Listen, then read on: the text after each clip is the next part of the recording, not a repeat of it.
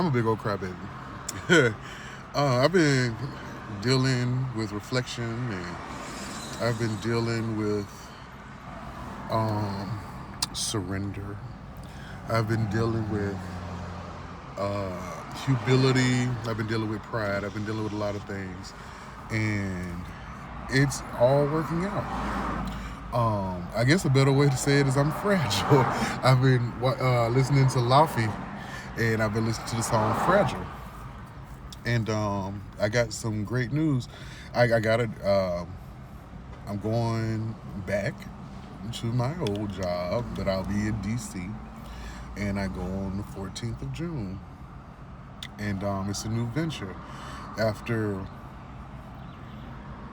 after all of this, I I went through the elements. I became a harder person. You know, I had to. I talk constantly about what I've endured as a young gay fat boy, but I went through a lot of horrible shit. And then I worked manual labor and got harder. Being around black men will make you hard, in more than one way. Um, it's just I going through this journey almost from childhood to adulthood, proving myself right, proving myself to be knowledgeable, resourceful, all those things, hardens you, and then you get good at things, and that makes you even harder. You don't really feel any insight. You get a sense of pride. You inflate your self esteem, and then you sometimes pride and relying on pride will lead you astray. And I have fallen, and I had failed. I went into management. It was beyond my capabilities, whether it was just the people, my lack of skill, a combination of both, or none of those things at all. I failed. And since September, that had been bothering me, and it was hard to get jobs. But I had applied for over 2,000.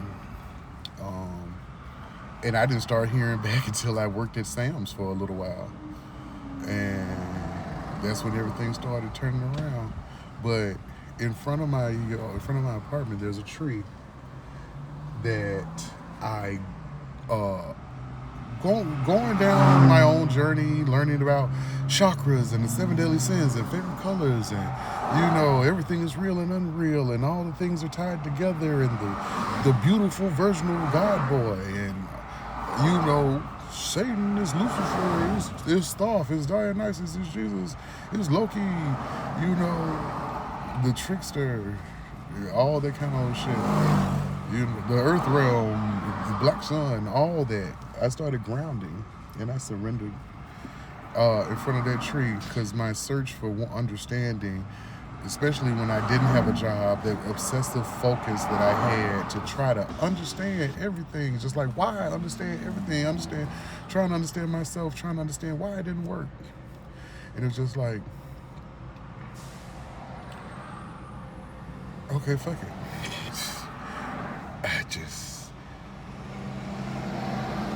It was raining that night. It had stopped raining, and I had been reading about grounding, and I had stepped out here, took my socks off, stepped in front of that tree, and was like, "Hey, Mr. Tree," and I just started talking, and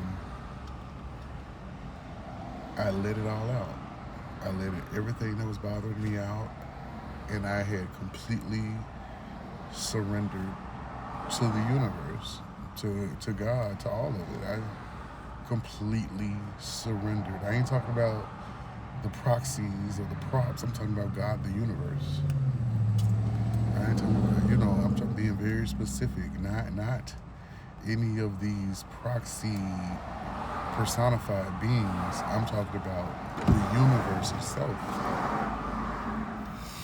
And when I surrendered to the universe, all that stuff that I had on me kind of melted away. It was, I cried bad. And ever since then, I've been crying almost all the time. I ground not as consistent as I used to, but it would stir me. I'd be so anxious I couldn't sit still, and then eventually I'll just relax and I breathe. And when I surrendered, when I admitted, I was like, okay, I get it. Tears in my eyes. I know nothing. I know nothing. I know absolutely nothing in the face of the universe, in the face of the grand scheme, in the face of all of it. I know nothing, no matter how far I go, no matter what I learn. In human relevancy and human understanding, I still don't know 1%. I know nothing. And that freed me. It freed me, it humbled me, it allowed me to release the illusion of control. It allowed me to remove my ego.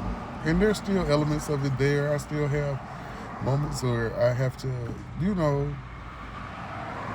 reassess, reaffirm, all that good shit. And constantly, one step is you can't be satisfied with one step. You have to keep going.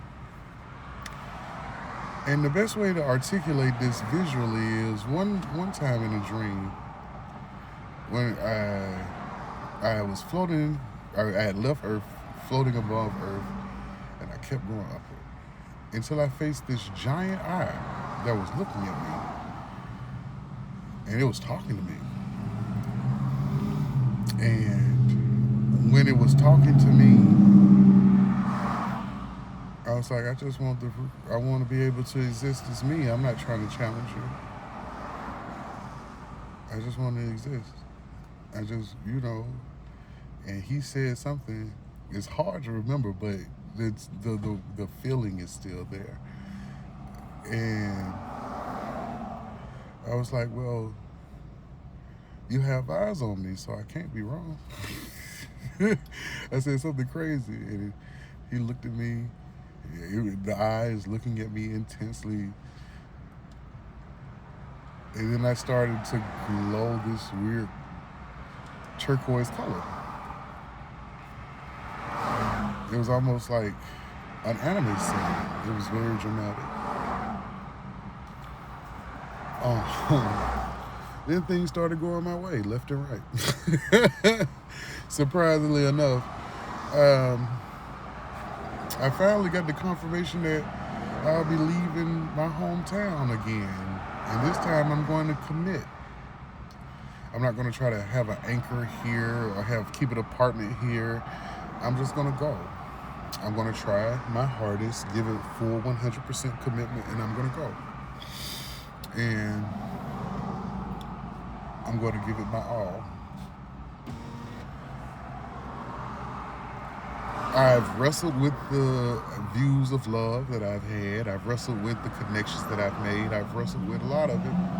I wrestle with it still. I talk so tough, and I used to be able to talk so tough and mean it, but now I talk so tough and I'm fragile. I cry. I cry a lot. I cry way more than I used to. And I didn't expect that. And it's refreshing, but it's almost like it's very hard for me to get mad like I used to. It's very, very odd. I get mad, but I don't hold on to it like I used to. I used to hold on to grudges for decades. I was mad at guys in high school and homegirls and cousins and stuff. And I don't even have the energy to muster most of that up anymore. It's a big change. It feels so unfamiliar. I miss it a little bit. I miss being angry because that's who I was for 39 years. I miss it. I'm not saying that's right, but when you've been attached to a certain feeling so long, it's hard. It's familiar. It's hard. It doesn't feel like it used to.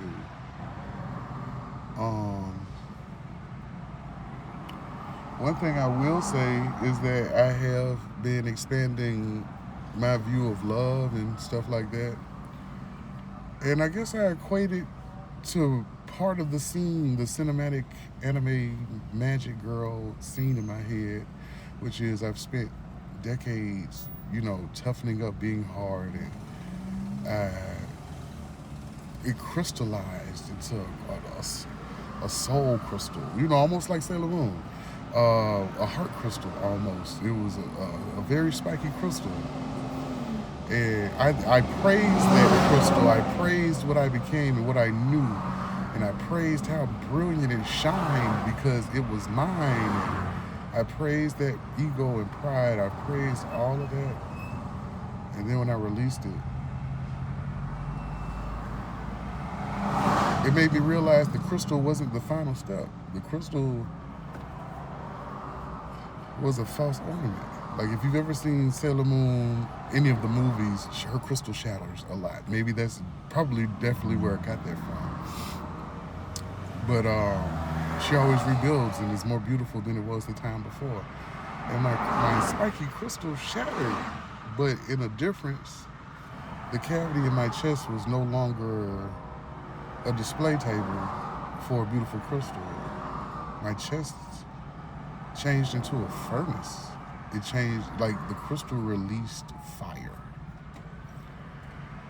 And I feel it, and I feel it a lot. It's burning, it's warm, it touches other people. It's funny because people will say, oh shit, when I talk to you, I get that feeling in my chest. And I'm just like, so this shit real.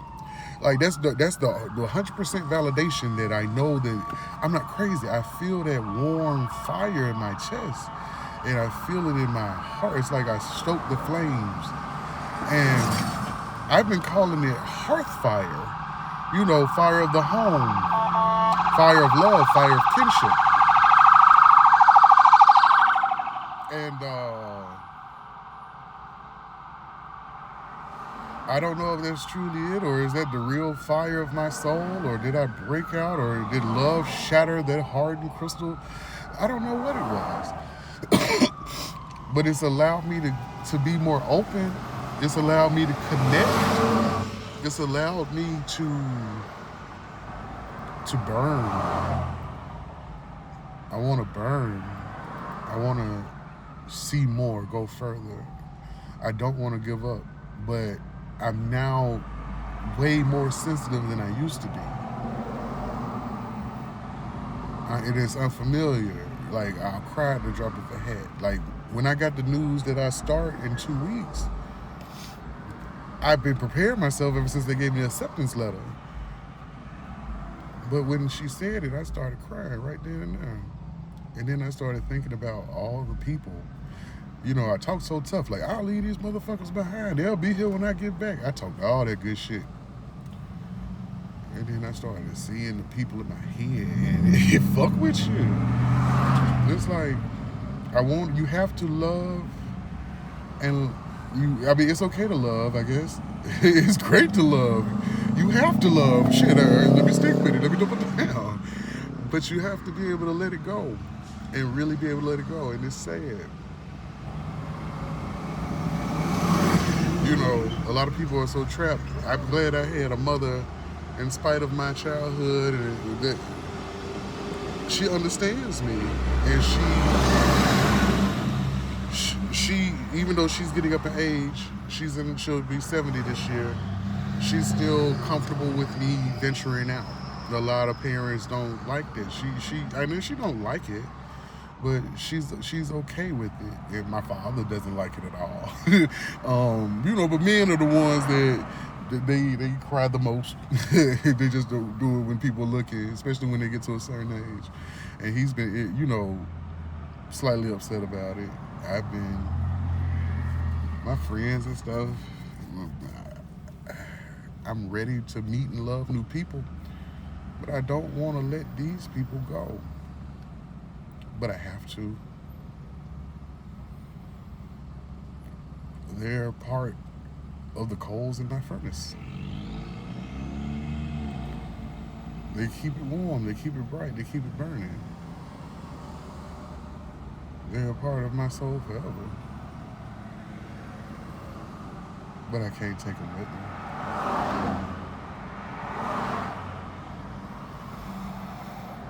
And it hurts. Because I want to take them with me.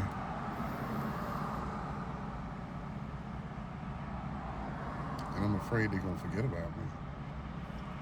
But that's just a part of my ego and fear.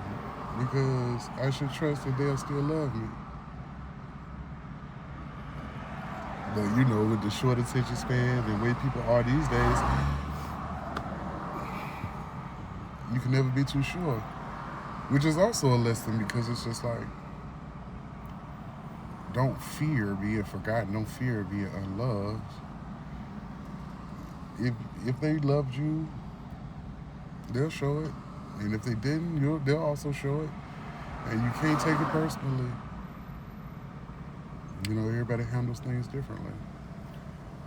I don't handle things great at all. I've been trying not to cry while I'm talking to this video. But I'm excited. I want to see something new. I want to learn new stuff. I want to be good at new stuff. I want to go further. You know, life in the country is fine. The Ebonies, that's a beautiful song. Ba, ba, ba, ba, ba, ba, ba, ba, ba.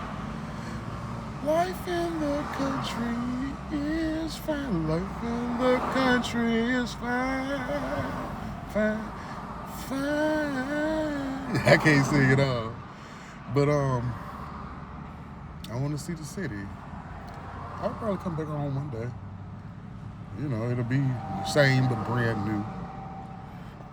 St. Vincent. But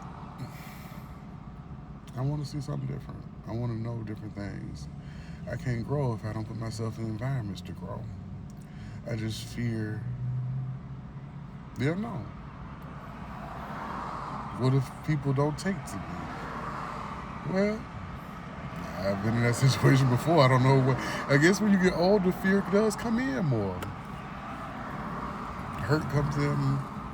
No, you become more guarded because you're tired and you've been through so many things and you're exhausted and you don't want to start over. But if you don't start over, you stop growing. If you stop growing, you stop living. And I can't afford to stop living, regardless if I'm tired.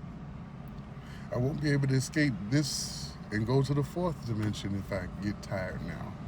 I won't be able to escape the fourth dimension if I just get comfortable there. I want to make like the old Chinese levels. There's gods. Gods have gods. You know, the 11th gods, the 12th level gods. You know, I got to go up the ladder as far as I can go.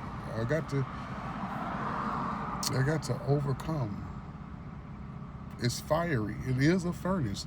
You have to burn away at yourself all the time and come back new and do it again and do it again and do it again and do it again.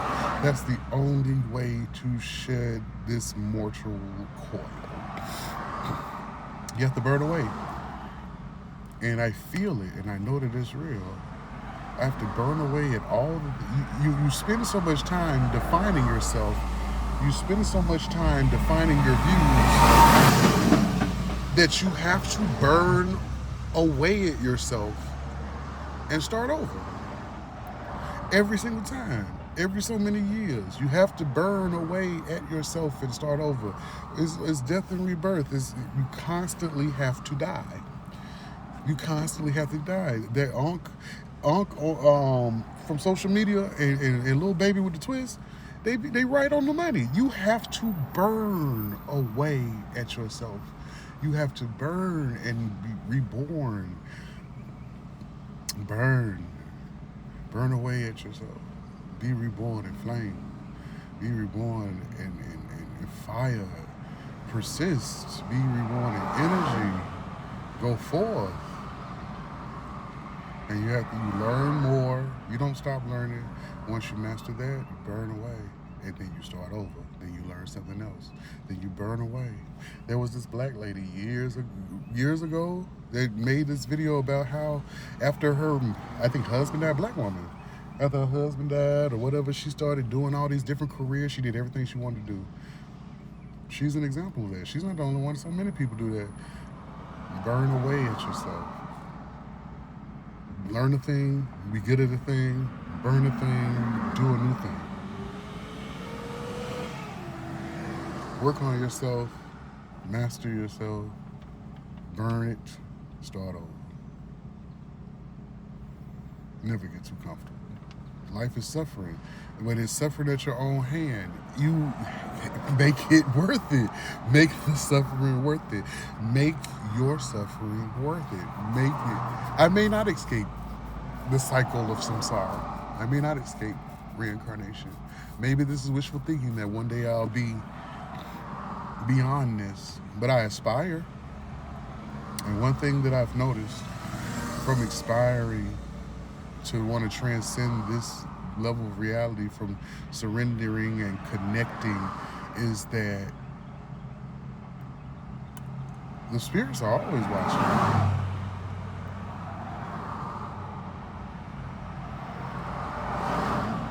Some of them are rooting for you. Not all of them. Shit. It's like contracts, you know? Religious doctrine is the contract that you make to your benevolent spirit, whatever your religion may be.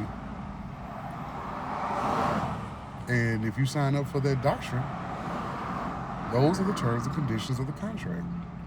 And they will reward you based on how you follow the contract. Keep in mind, it is not their fault that their doctrine and contract was given to you all, and it was manipulated by human hands. That's your fault. You have to find whatever you sign up for is whatever you sign up for. You better know what you're getting yourself into. And that being said, when I decided to not supplement my beliefs to any one deity and to believe in myself, they didn't take offense.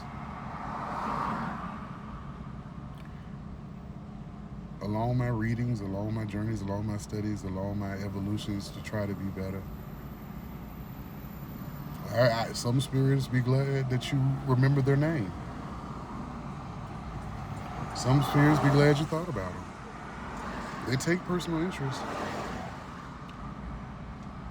And part of the reason I'm reaffirmed that I can get to a oneness, or at least get surpast this level of existence, is that I have gotten boons and blessings from the spirits. When you decide to take your own journey to pursue oneness like Buddha, or to pursue it, walk it like Jesus, or to pursue it like Krishna, Dionysus, any of the beautiful virginal men, they reward you. A lot of them, they don't get in your way. They'll support you when they can. They leave trinkets and blessings along the way. They make it easier for you. I know it's weird, but I'm being dead ass. They will make it easier for you. They like to see you try. They like to see humans try.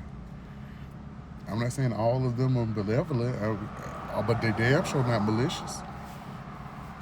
Ambivalent at best. But a lot of them like to see you try.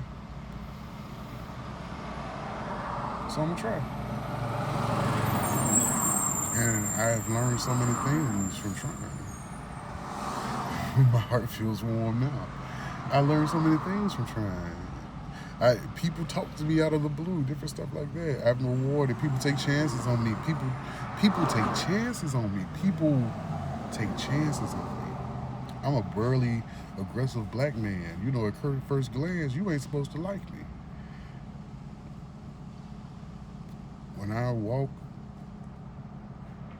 through my day as I am, I'm never met with ill intention. I'm never met with resistance. I'm never met with malice or bad talking or ill will. People walk up to me and just start talking. People walk up to me and just open up or tell a joke. I mean, all of it, I don't get into deep conversation with everybody, but people are nice to me. People are nice. People are kind to me. And that's when I knew it was real. That's when I knew that this human life is the allegory of the hero's journey. How far will you go? And will you allow yourself to become a villain? You have to constantly evolve. And you have to evolve in love, even when it hurts, even when you don't want to.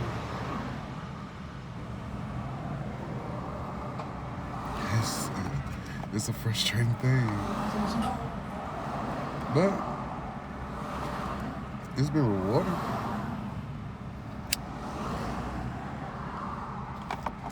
I'm usually in a position to be benefited. I'm usually in a position to be blessed. And a lot of times, if I have a time or two, I can bless somebody myself, you know? I want to go as far as I can.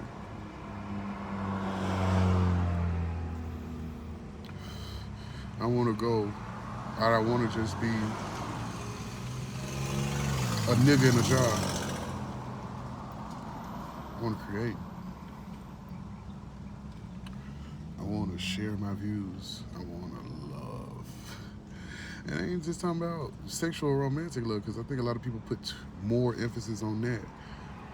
But one of my special abilities is I've always been able to love platonically without hesitation.